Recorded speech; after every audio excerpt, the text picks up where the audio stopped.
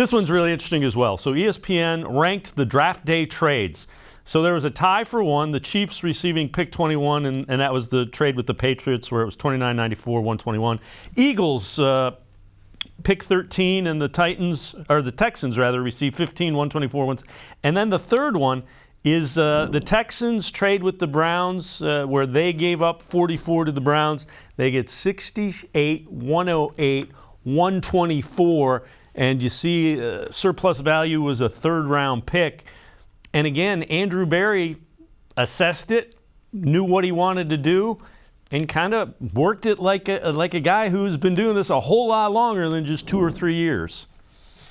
Well, here's the thing. I think once again, you didn't get the, shock value. You didn't get the big name, the splash player at 44, because guess what? 44 was a place where you could have got some of those bigger names that were on the board that we talked about that would be available. And I think a lot of people were upset when you traded back and you saw Emerson and you got a defensive end out of UAB who gives you an opportunity to rush the pass. So I like his skill set as well. And then still getting David Bell, who's a slot guy, who's a guy that I think is going to contribute for him. Those names aren't, guys that are going, you turn those over and look at it.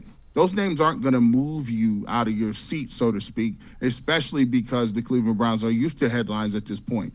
Deshaun Watson's a headline. Baker Mayfield, who's not even, pretty much is not going to be on the team, is in the headline every single week. When you got guys with those type of names, Amari Cooper is a top flight receiver that the Browns made a splash about. So when you get Emerson, it looks like, wow, I don't know what you guys are doing, but there's always more than meets the eye. I'm going to start calling Andrew Berry Mr. Transformer because he's always transforming these picks into other ones. Troy Hill leaves. They give Troy Hill back to the Rams. Now it makes a little more sense. Greedy Williams is in his fourth year. You may not be able to keep Greedy. He may actually play out of his contract. And that's what happens sometimes when you got good players. Greedy's might not be able to come back. Troy Hill's gone. But now you look at the defensive backfield. A.J. Green is a guy that they really love. Emerson is long, athletic. He fits right into what they want to do as far as big corners go. And obviously you got Denzel Ward and Newsome, which are interchangeable.